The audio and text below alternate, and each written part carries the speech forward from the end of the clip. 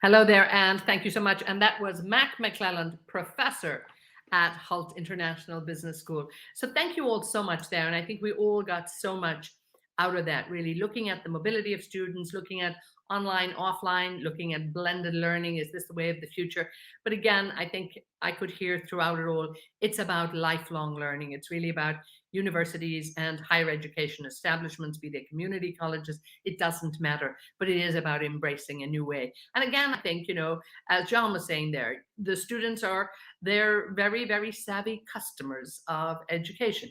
Yes, they're looking around them, seeing what's happened socially, they're looking at how they're being educated, they're looking at what they want, and they're coming into it with a very different expectations than probably 5-10 years ago. So universities have to respond, because they will move, and I think the opportunities are very much available around the world. So we look at blended education, possibly the way as Ali was saying there, and again the importance of making sure that people can get access to quality education there. Again, looking at how do we shift half and half. I liked what Theo was talking about there, instructional designers helping there to really put it in perspective. But again, it's about learning what's working, what's not, and believe me, the students will let you know. A lot going on there, I think, in terms of the different possibilities that are out there. But people are looking at costs. They're definitely looking at quality. They're looking at affordability, and all of these have to be put in place, and universities have to do what they can. But I liked that while any four wheels will transport us, why do we specifically choose a brand? And this is definitely still happening in education. So it's about making your brand and your institution to be the very, very best there. So I think in terms of, we cannot take a back seat. We have to be definitely at the forefront. People have to look at education and perceive us as quality educators. And it's very important, because otherwise, as Utia said, we cannot be fossilized. We need to move with the times. Yes, everybody does. And again, be more than just economic drivers, but a challenge thrown out there to all educators, I think, and possibly where everybody starts their career in terms of wanting to be an educator, to become the drivers of change. I absolutely loved that. So lots to do there, lots to learn, and we will continue carrying on with our panels now. We're going to look at post-COVID trends and academic programs. And for this session, I'm going to introduce you to our next moderator, and that is the Secretary General of Magna Charta. David Locke joins us now. So David, I want to welcome you, and I want to hand over the session. I'm really, really looking forward to this one. Thank you for being with us. Well, thank you very much indeed for that welcome. We are anticipating a panel of 3 other people. As yet, only one of them has joined us. So welcome to the reality of the new means of conducting conferences. But let me first bring in Catherine Hill. Catherine is Dean of the School of Education of the American University in Dubai. Catherine, welcome. Thank you, David. All right. So let me introduce the topic. And it may be a conversation between the two of us, but we will see what happens. What we've been asked to address is post-COVID trends and academic programs in the context of real-world trends. Now, listening to earlier contributions to the conference, some might say that the phrase post-COVID is a little bit optimistic at the moment. But whether it is or not, I think we need to see it in the context of what was happening before COVID. And that's the 4th Industrial Revolution. Probably Klaus Schwab of the World Economic Forum is one of the clearest exponents on this. And I think it's worth just sharing what the main features of it are. I mean, it's disruptive, it's a fusion of new and existing technologies, it's happening fast, and the speed of change is getting faster. And it's all happening within a changing job landscape. And so if we look back at the exam question that was set for this session, will there be a sudden demand for STEM disciplines and an emphasis on technology? Will there be a greater demand for health-related majors? What will this mean? And I know we now get to a point which is dear to your own heart. What will this mean for the humanities and the social sciences? And what should universities be doing to prepare students for the new landscape? So, Catherine, let's start. What challenges have you detected? Or what trends have you detected? What challenges have you detected? And how have you gone about dealing with them? That's a good question, David. And by way of background, let me say that I've spent the last 25 years in higher education, and before that, about 25 years in K-12 education. And during that period of time, over those decades, I've seen a lot of trends come and go. But I must confess, quite obviously, this is my first and hopefully my only pandemic. Now, when I look at what's happening today, and I look across the globe, not just in my own UAE context here. What I see is science is going to remain center stage. Science and, of course, technology. But I think that the hyper-specialization, which we are currently experiencing across the sciences, will slowly fade away, or I should say will open up and allow the humanities to stand side by side with the sciences, because science alone cannot help us recover from this pandemic. I think that the pandemic has pulled back the curtain on the human experience of this moment in history. And we need to pay close attention to that. And the inquiry tools of the humanities and the social sciences will help us to do just that, to understand what the human story is at this point in history. And how is it to be translated? I'm sure that this period will be studied for generations to come. But I do think we need to learn also from history. We'll pick aspects of that up a little bit later on, but the good news is that we've now been joined by Lourdes Andrade, and if she can be brought onto the screen.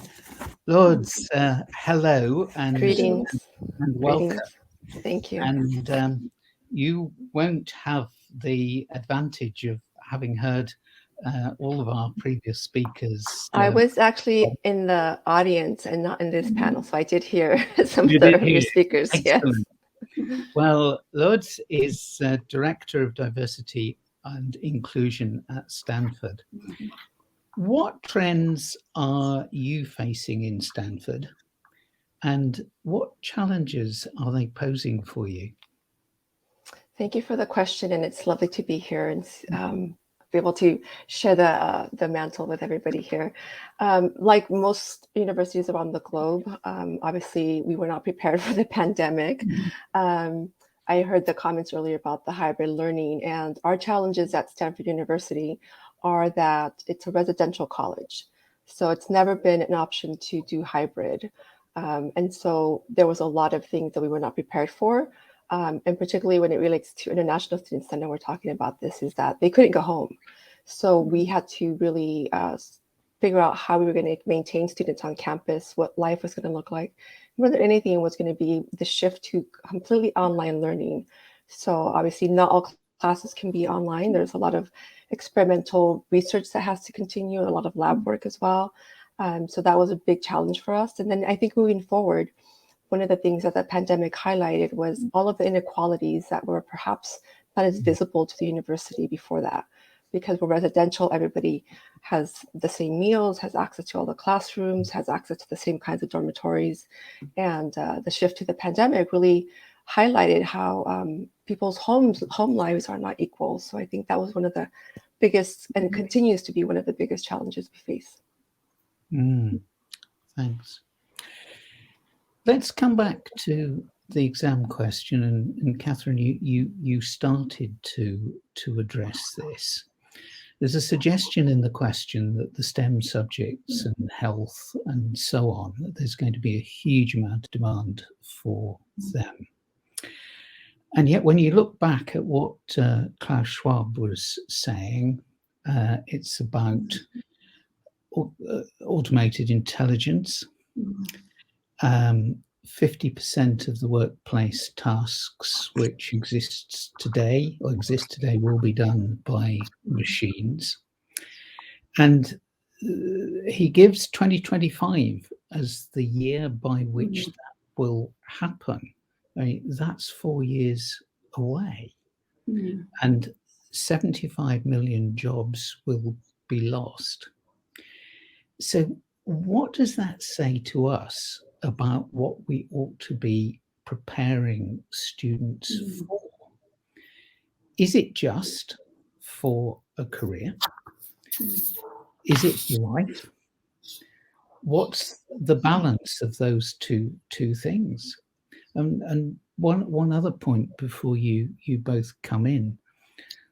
I'm old enough to come through a generation where you studied for something which was expected to be your career for life. And with change happening more quickly, that's now unlikely to be the case. So how should we be preparing students for this new world? Catherine, would you like to come in first on that? Certainly. It's interesting. There was a Latin American summit this past July on justice questions, particularly what our career is going to look like post-COVID. And Paul Hill, no relation to me, who is CEO of Educate to Career, he issued this caution to attendees. He said, yes, it's true that the STEM disciplines have dominated and have gone up. I would think well over 40% of students are now, since 2016, are engaged in the study of STEM subjects, while the humanities have gone down, I think it's something like 0.4%. But he said that the experts are looking at this time in history very differently. And he said it's not yet time to close the door on the liberal arts because of how we need to look at this time period in history, understand it, interpret it. And that the role for translational research here is very important, and that is the particular domain of the social sciences and the humanities. We need to keep within the conversation the spiritual dimension of what it means to be human.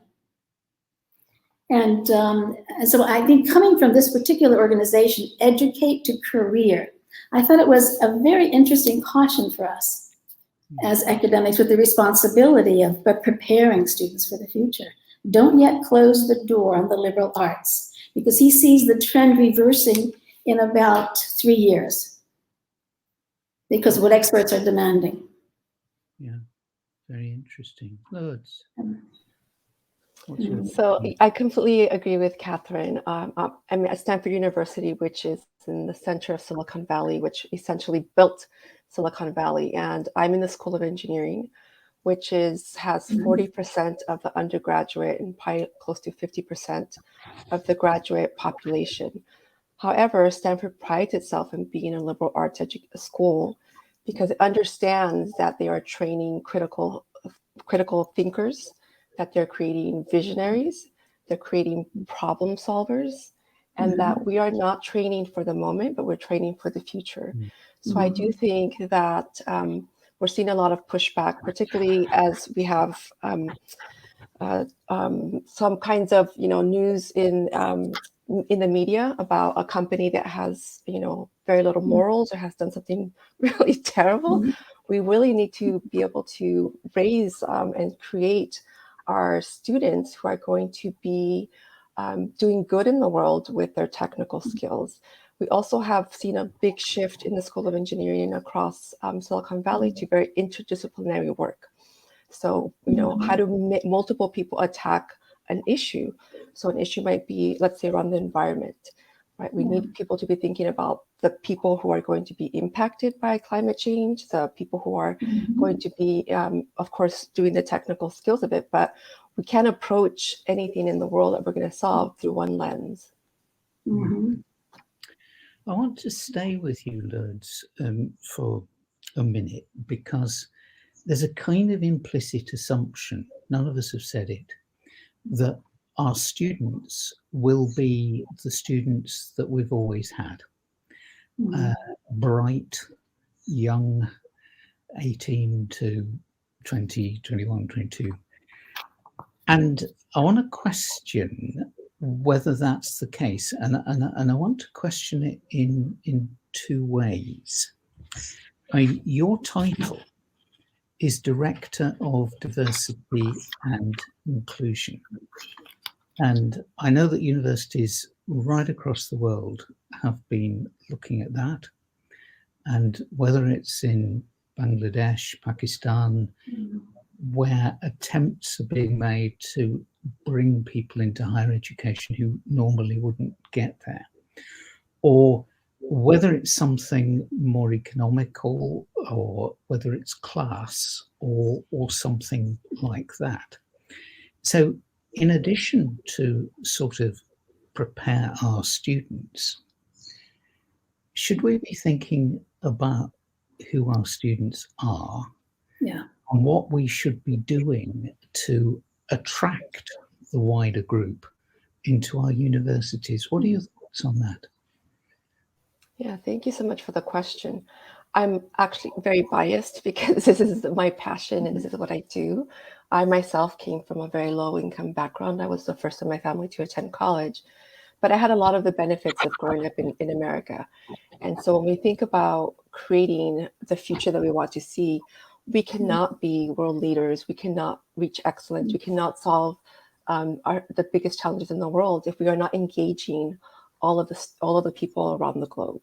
And that is domestically and that's internationally as well. So I think broadening access to higher education, particularly at schools that have a lot of prestige, work is incomplete if we are not doing that. We are not going to be competitive in the global economy. We're not going to be be able to, I don't want to use the word competitive because it's not the business case for diversity, but it's really how do we bring in those thinkers? And so I think for sure we have to be engaging and attracting and really actually developing and investing in those communities that have been systemically excluded from higher education for hundreds of years. It's a big challenge, but I think that at least in America, the visibility of racial justice, particularly in the Black and African American community, has been highlighted. And I think that we talk about this genie, right? The young people don't want to have the kind of future that they're facing now. They want a different future. And so I think that this is going to be with us for a long time now, especially as we, become, the borders start becoming less rigid. We really are going to be seeing a very big shift into who we ought to be educating. You say it's a big challenge. Can I press you on that a little bit? And what sort of things do you think universities can do to address that challenge? And I think there are two parts to it. I think the first part is the challenge of persuading them that they should come to university, that they should make an investment in their future through coming to university. And the second challenge is realizing that when they come to university, it will be a different culture, and universities may need to do some things differently to enable them to be successful. So 2 bits of that really, attracting them in and then enabling them to be successful when they come in. Yeah, thank you for the question. I get asked this a lot, like, what do we do to reach these students? And I really think that by the time that people are ready to apply to college, it's very late. We lose a lot of our students earlier on who are not college ready. In America, there's some very rigid requirements for who's going to access higher education. And I think that there are a lot of poor and underserved communities whose students don't have the ability to do that. So obviously community college is a great resource for those students, but I think that as a society, we have to continue to invest in our communities. That means, investing in early childhood education. It means, continuing to try to close the gap between those who have and those who have not. Once students get here, we're a very selective institution. I think at the undergraduate level, less than 4% of our students apply and get in. So I think that there's a draw, I guess, to certain institutions. So I'm hoping that students will apply to many other schools, right? I think we have the same students applying to the same top universities, and it's really difficult to expand it in that respect. So yeah, I think that we just have to continue to be more flexible and really invest in our communities earlier. When students get to campus, it's definitely culture shock. And this is where I think the institution responsibility lies in ensuring that they are setting up the students for success by not having students assimilate, by embracing the students' backgrounds, by holding those as a strength rather than as a deficit. I'll bring Catherine in to comment, and then I want to come back on some of the things that you've just shared there. Catherine, how is that for you? Yes, and I'd also like to say that what I'm seeing too is that the young people who are now coming to us, they may well be seeing the world differently from the way we see it, and we need to ask them how they're seeing the world. I find them to be more attuned to issues of social justice, to problems of inequity. Now, and they're coming into a world that we have created with a focus on STEM majors, on career, on where and how to get the best bang for your buck. That's the world we created. But the young people now who are coming to us, well, they may value other things in this world. And the time is now to find out, to ask them, and then to adapt what it is that we're doing so as to make that possible for them. I said I'd come back to you, Lourdes. Is there a risk in this? And the risk could be a risk to standards and a risk to reputation. You've said, and I believe rightly so, that changes need to be made to accommodate the wider group of students that are coming in. But in making these changes, is there a risk to standards, to reputation, to the positions of our institutions? And what can we do to make sure that it isn't a risk? Wow, that's a packed question, David. In my view, and what I've seen, I don't think it's a risk. I think it's the opposite. It's a risk for institutions that want to cling on to old expectations and narrow definitions of prestige and rigor, and who gets to have access to the type of educations that our institutions offer.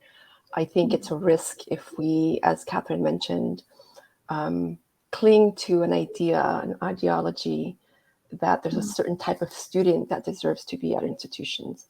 I think the onus is on the institution to change and to rise to the occasion to educate people who haven't had access to that. Does it mean that perhaps the teachers will have to be better? Does it mean that the faculty will have to change their teaching styles and their syllabus and the way that they what they teach, the subjects that they teach, to include a broader, more diverse representation of the subject matter? Absolutely. But I don't think there's any risk in this expansion at all. I think actually it's the opposite. We will be obsolete if we are institutions that continue to teach and foment the same educators that we've been doing, and we leave other people out. Thank you for that. I've just been told that we've been joined by Amina. So can Amina join us on the screen, please? Hi. Amina, welcome. Hi, welcome. Sorry, I've been there, but the technology part is just, I was in the audience side. Well, don't worry, because we've been enjoying ourselves. And I wonder if I can just, so that the audience can hear you. First of all, introduce you as being the Director General of the Organization of Islamic Cooperation. And if I can come to you and ask you to say a little bit about what that body does and what you see as the trends and the challenges in the Middle East at the moment. Hi again, I'm Amina Al-Hajri, as you said, Director General of OIC. About this pandemic, it should come as no surprise that has impacted nearly every aspect's lives across the nations and global. And the Islamic wars could be seen at the three distinct regions: Asian, Arab, and African countries. And we have 57 Muslim states stretching from Indonesia to Morocco. And there is facing lots of challenges and difficulties. However, we know all the challenges about these difficulties between remote and rural areas, infrastructure. But let us focus during this pandemic. There is as well focusing an optimistic side, which is this rural area or remote area. Today, seeing many schools raise up and create more remote connections and opportunities for students as they realize that the pandemic is creating more equity of access issues. And this one thing I wanted to highlight as well, and beyond that difficulties or challenge that the countries have to face in the infrastructure. Okay, let's come back. We've been talking about whether we should assume that the students coming to our universities are the same students as have always come. And I think we've appreciated generally that actually it will be a wider group of students, that access to universities should be opened up. And we've discussed a little bit whether there are risks of doing that. I think one of the other issues that universities are facing is the nature of the contract with their students.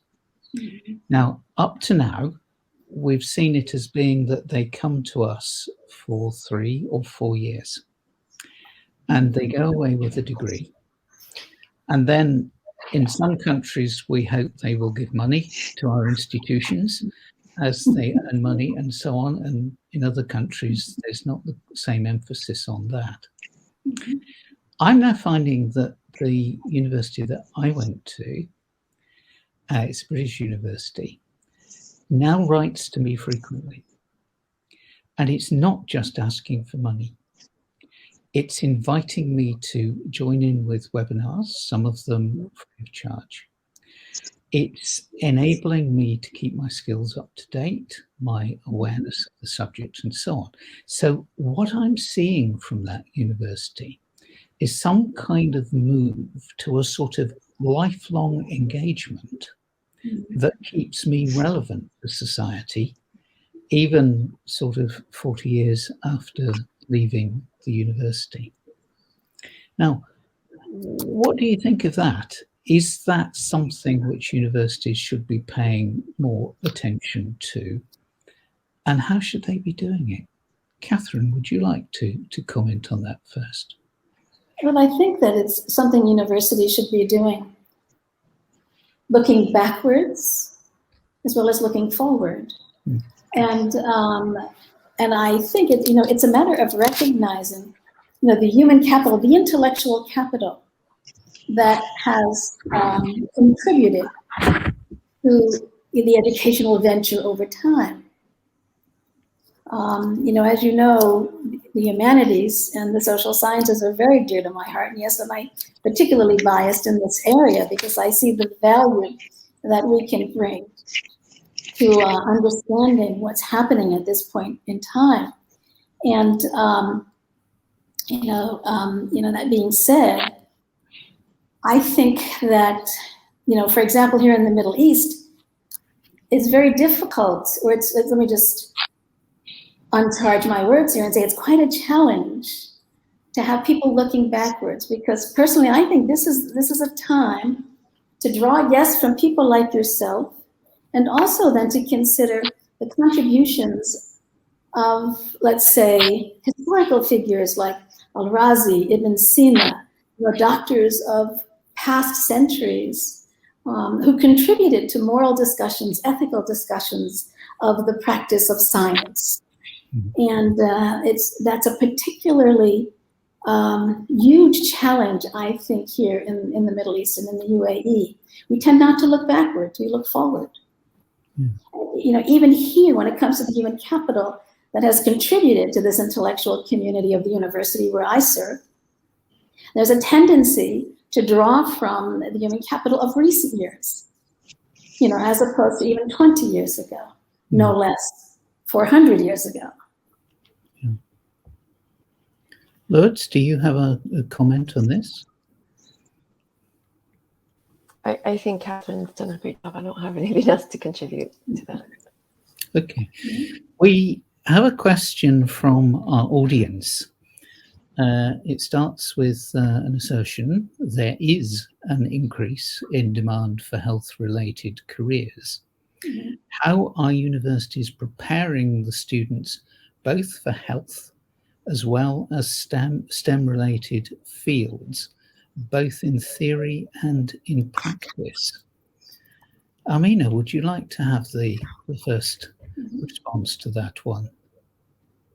As we know, the center of any educational process is the human relationship between students and a teacher. But actually, the deadly virus proved that human concerns are not separate from technological concerns, and how we adapt, change, and behave to integrate technology to fulfill human needs, even the health conditions. And as this pandemic stretched into nearly 2 years, I think toward all these variables will be nature from the human being, and all these things will be zigzag till we reach the I can say it, the model that suit all these education system. And we are still, I think, in the process, all of these experimental to try and to know the model process after this pandemic, because we are still on it, and we continue with this zigzag education between in-person and the remote. Good.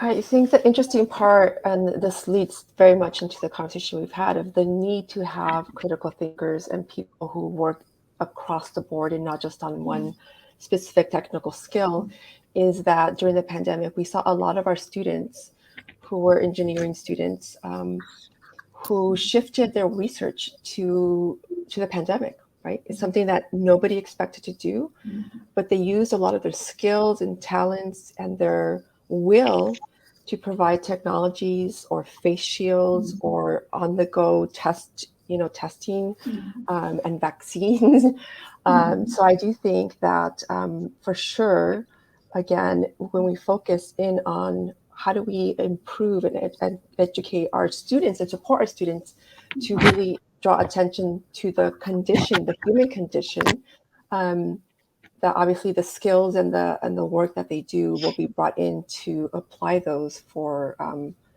helping humanity. Catherine?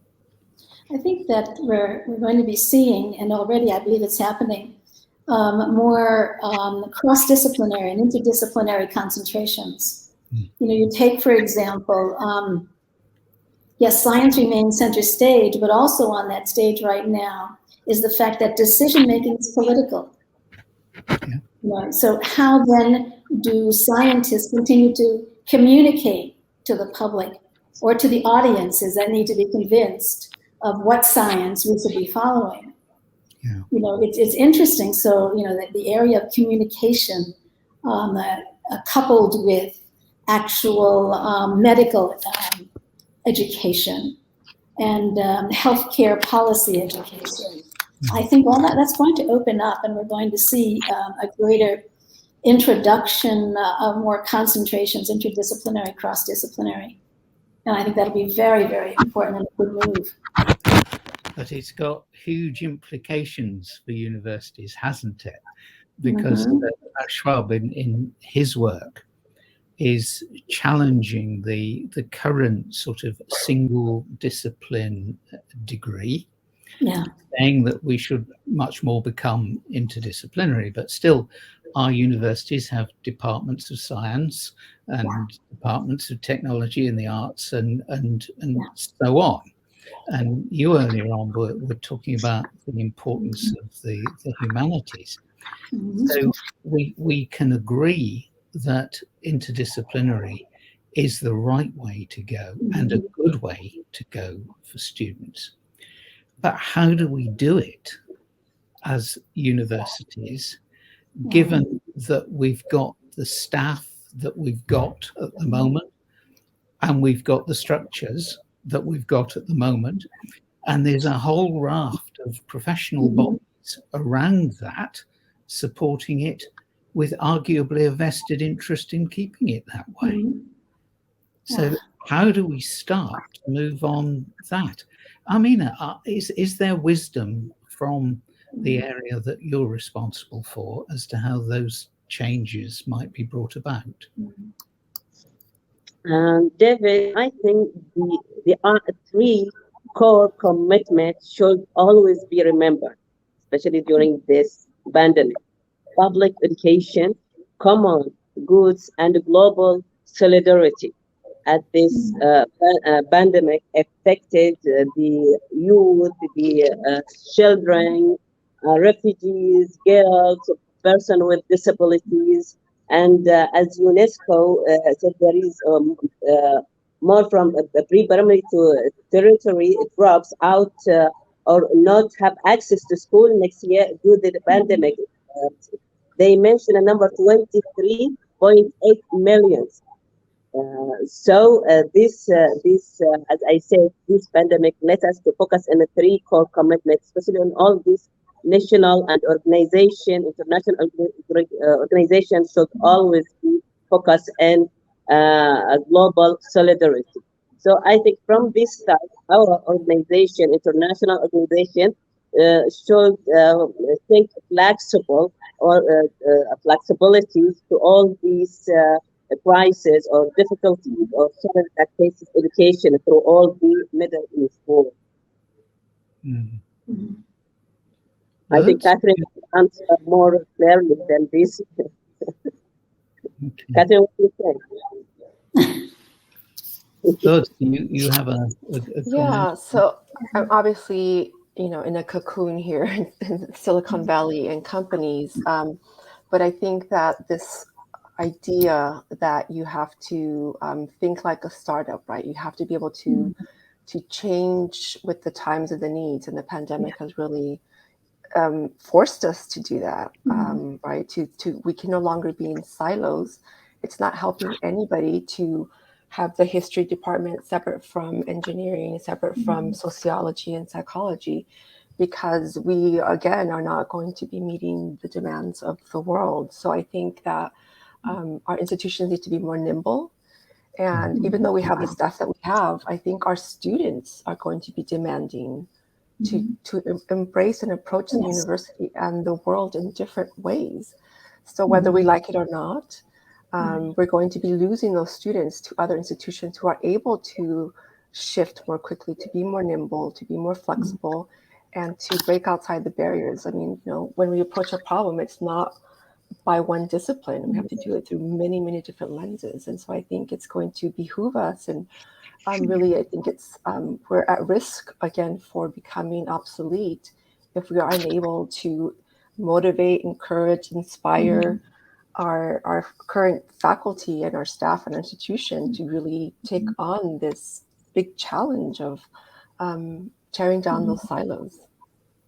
Yeah, I think we can begin with building bridges between and among the different areas of concentration, the different disciplines. And if we truly believe and value collaboration as much as we say we do, then we need to provide the space and the opportunity to make that happen. I want to pick up that point in a slightly different way. If we look at higher education at the moment, the individual student is going in, is studying largely on their own, producing essays and being assessed on their own, sitting alone in the examination room. Now, one of the things coming out about the future is that it's going to be more collaborative. Yeah. We just made the point about different disciplines working together. My question to you is, should we be radically rethinking how we interact with students so that it's not just an individual pursuit on their part, but that we actively enable them to work in teams? We assess them in teams, and maybe those teams are multinational, maybe they're interdisciplinary, and maybe we're moving to a much more sort of problem-based type curriculum than standing up and telling them about physics. How do you react to that? Absolutely. I think that's the new way to go. I think that is the paradigm. And that future should be happening now. Getting them to work in teams, recognizing the responsibility each of them bears for the outcomes of teamwork.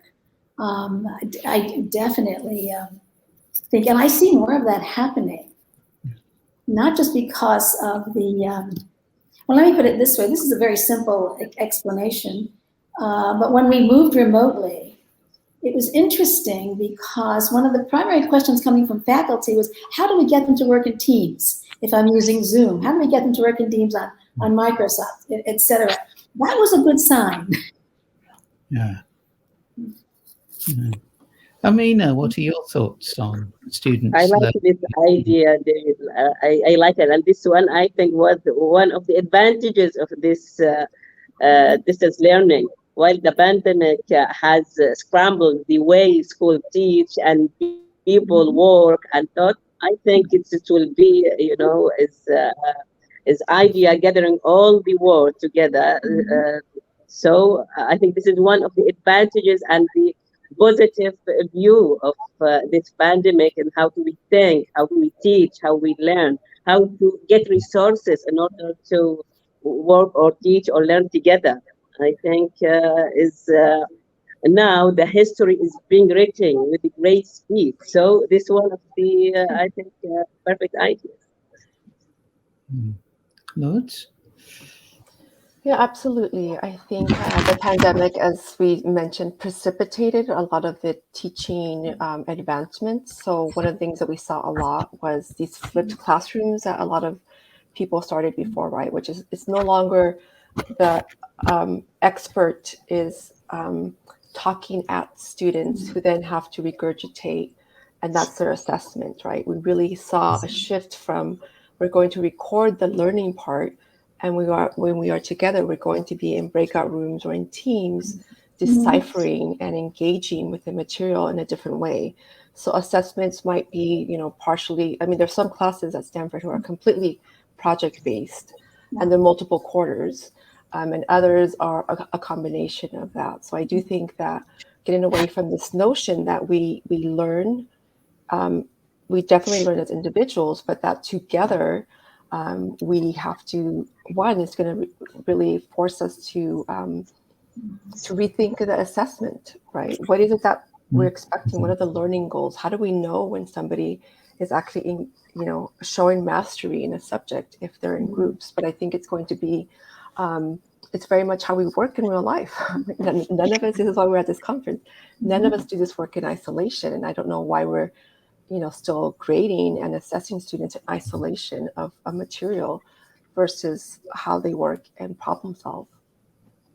I think you're so right. And if we look back to the examination question for this session, we are asked to look at real world problems or real world trends in these issues. So we've all agreed, I think, that thinking in teams and enabling students to work in teams is a good thing to do. I mean, are there any examples from your universities that you can share with us of what you're actually doing to make this happen? Who would like to start? I can begin a little bit. We have this very interesting institute. It's called the Design School. I don't know if anybody knows that. It's within mechanical engineering, but the design school really is, it looks different. You walk in and it's industrial and there are no offices and there's hundreds of thousands of Post-its, for people. And there are courses that will work, and they're all teamwork. And so what you're doing is you're suspending having the answer when you come in and approach a problem. So one of the classes is extreme affordability. So how do teams manage and design, whether it's a medical device or some other problem in society or in a culture. And together they'll walk through the stages of how do you work in a team. So, we're so used to saying like, how do you attack this problem? But the design school really is teaching students to be like, who's your user? Who are you building for? Who are you designing for? And then you're going to bring in empathy. How do you put yourself in their place? And that's through interviews, that's through observations, and that's through continual reiteration, right? So I think students will spend 2 quarters, 3 quarters a year working out a problem, and it's a cycle. They keep going back, So I do think that this notion of not just problem solving with each other, but really thinking like, oh yeah, who do I think who should I be designing for? We're doing all of these innovations for other people, whether it's a computer database and how we interact with an app, to I'm designing a medical device for another country. And I don't know anything about that country, their values, the people, the access to what they're going to have. So it has to be, quick and simple and affordable. But we can't do that without actually engaging the people who are going to be using this. So I think that's an example of group work that has been very, very effective. I have another example here at the American University in Dubai.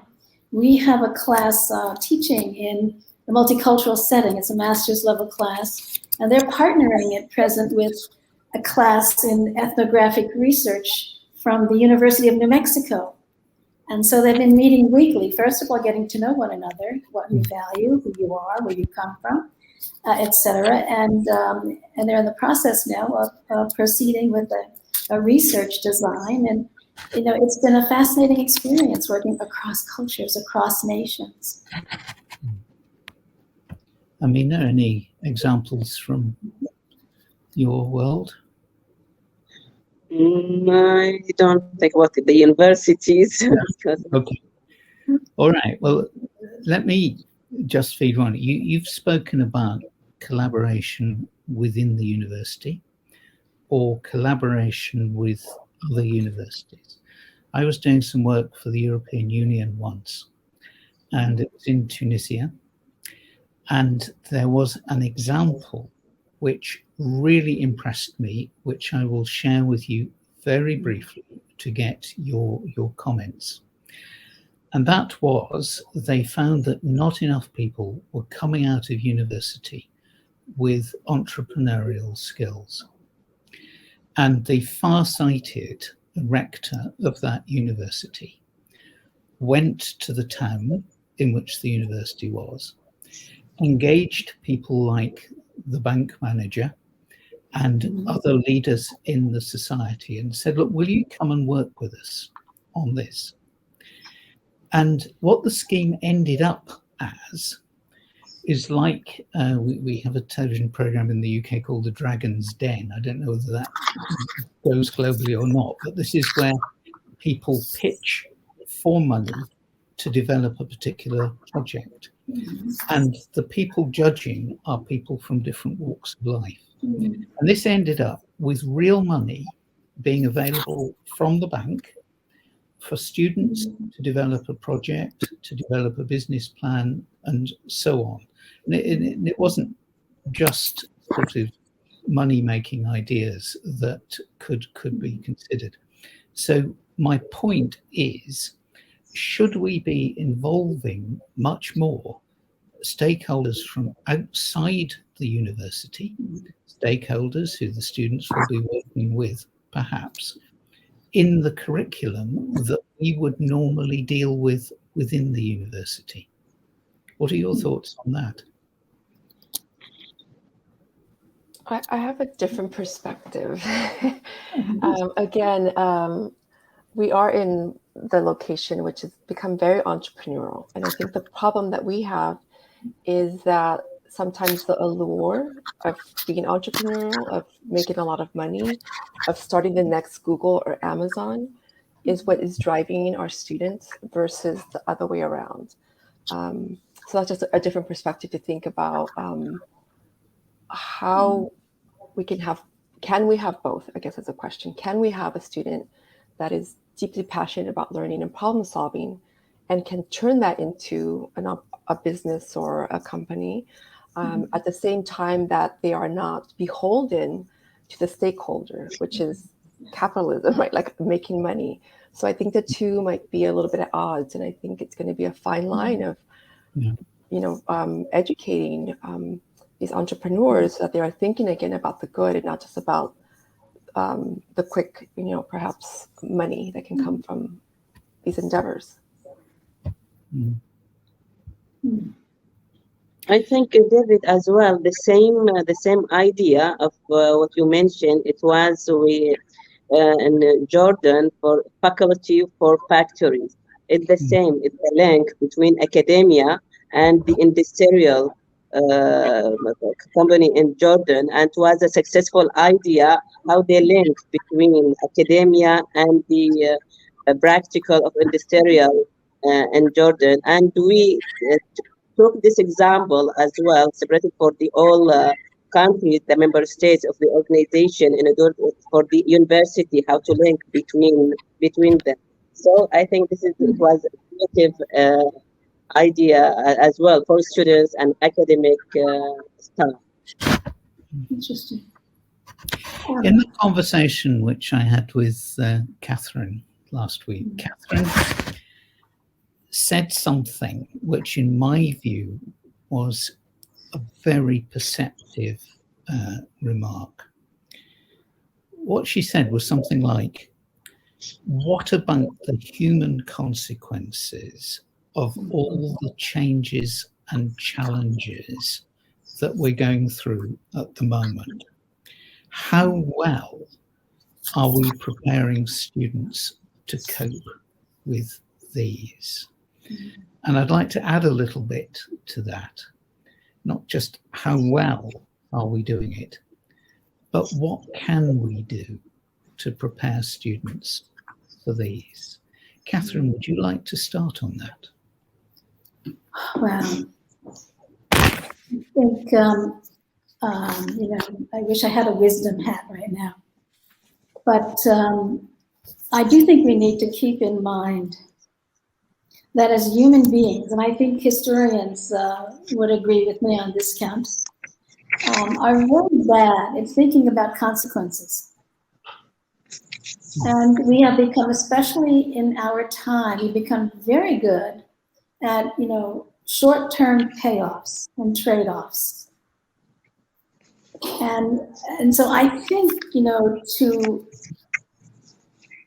again, this might just be my bias coming through, but I think to help our students cope or think about the future and how to make sense of what they have been experiencing, we need to open the door to that realization that this has happened before, that there is history here.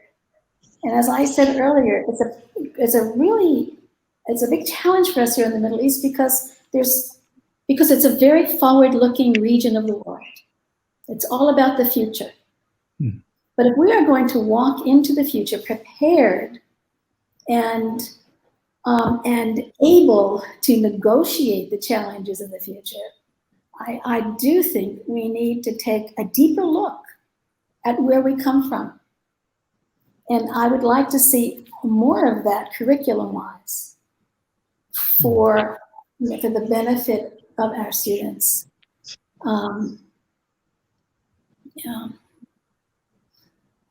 Amina, what do you think we might do to help students?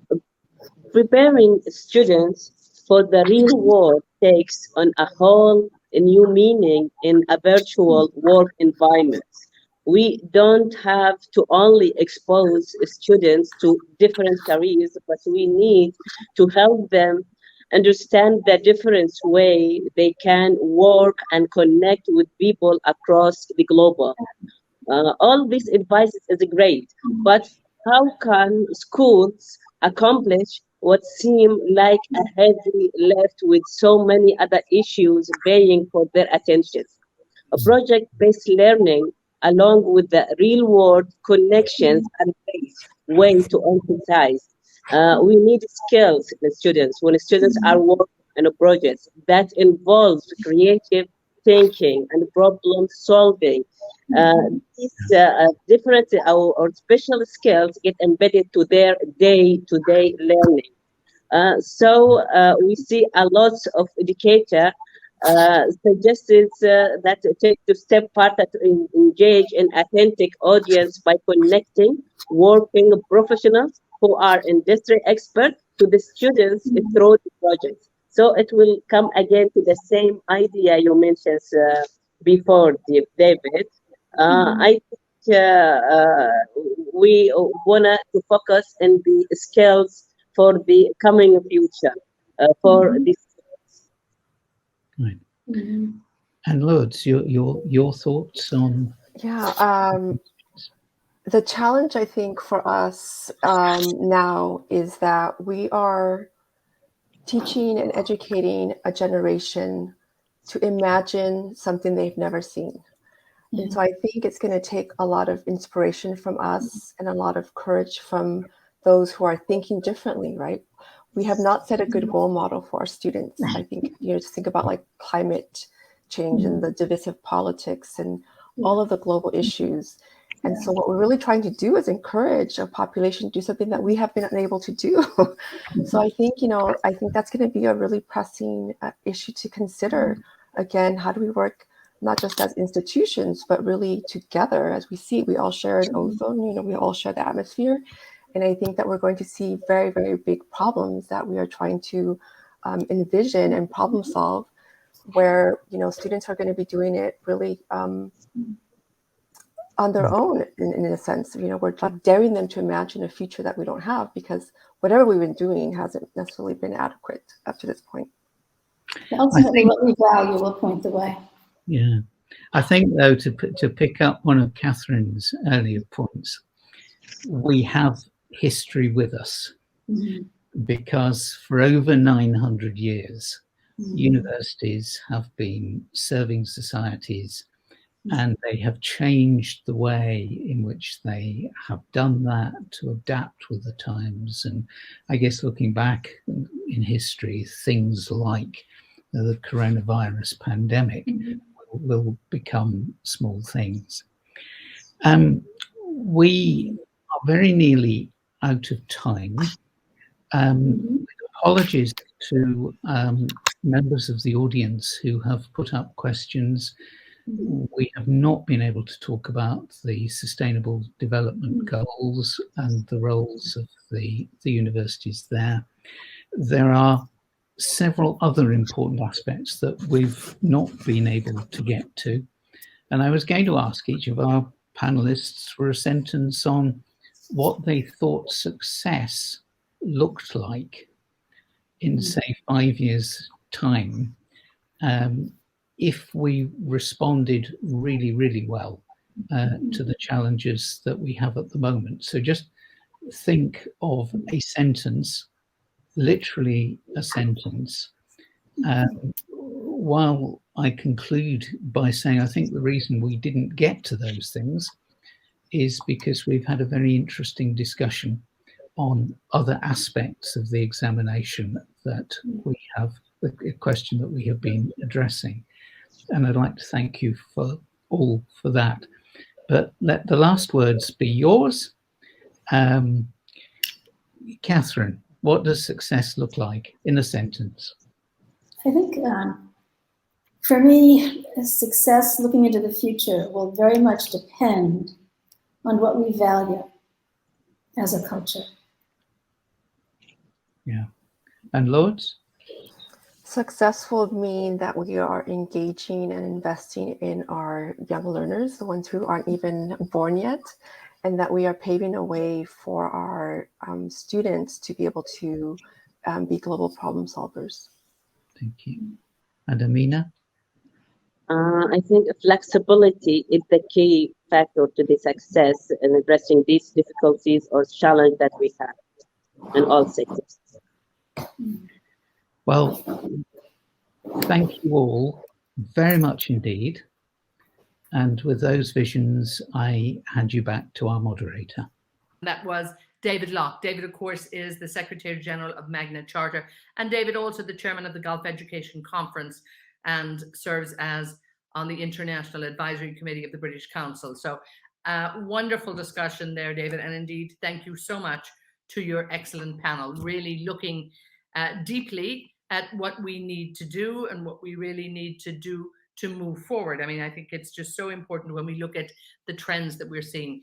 As I heard there, and as we all heard, universities will continue to serve societies. We may need to be different, but I think the tremendous importance that is there is so very, very obvious. And I loved, looking at the concept of science and humanities. It's not, there is a big push to STEM, and STEM has been very successful in recent years, of course, and it is necessary. And we probably need to get more people involved in many parts of the world.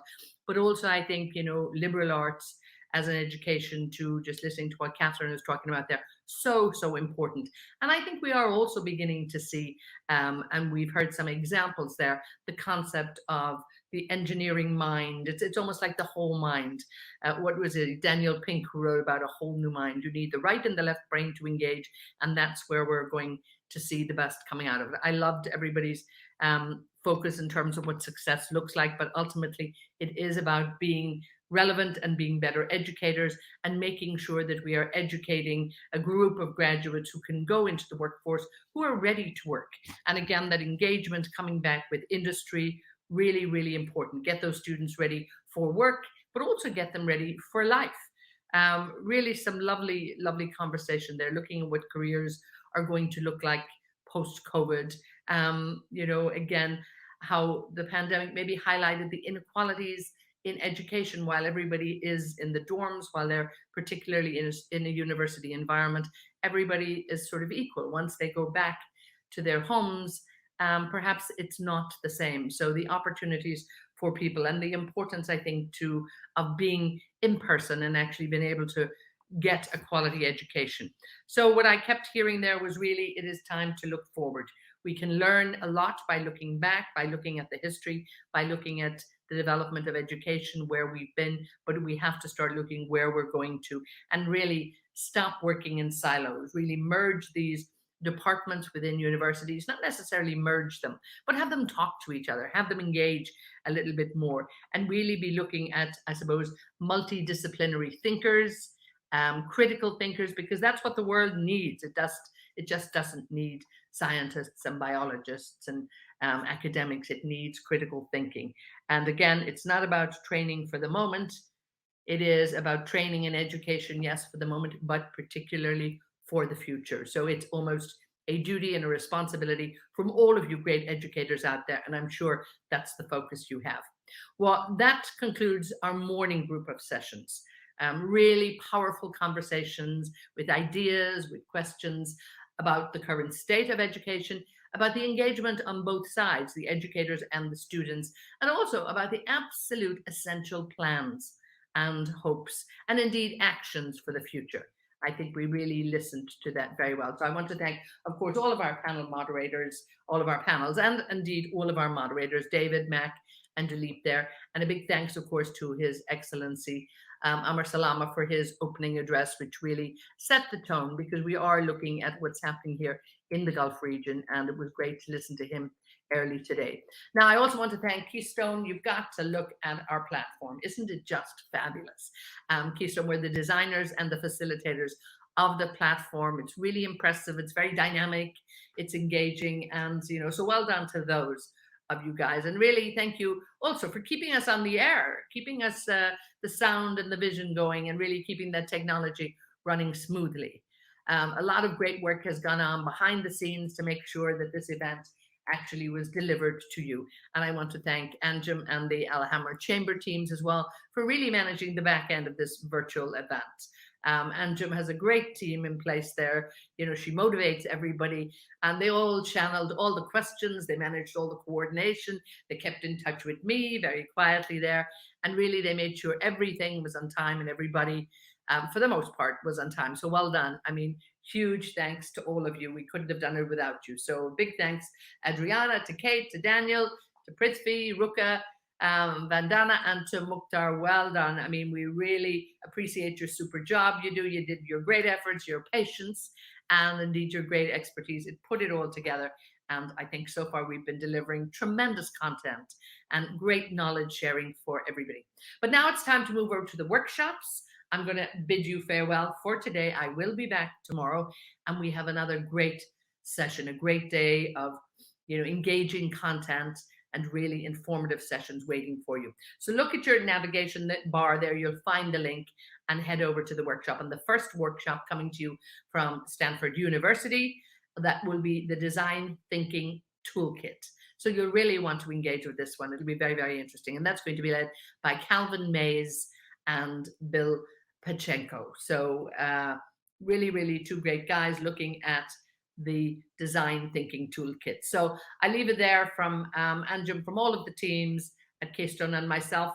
I'll bid you farewell, but stay with us and make sure you go to the workshop you've signed up for, enjoy it, and I'll be back tomorrow, and I'll see you then.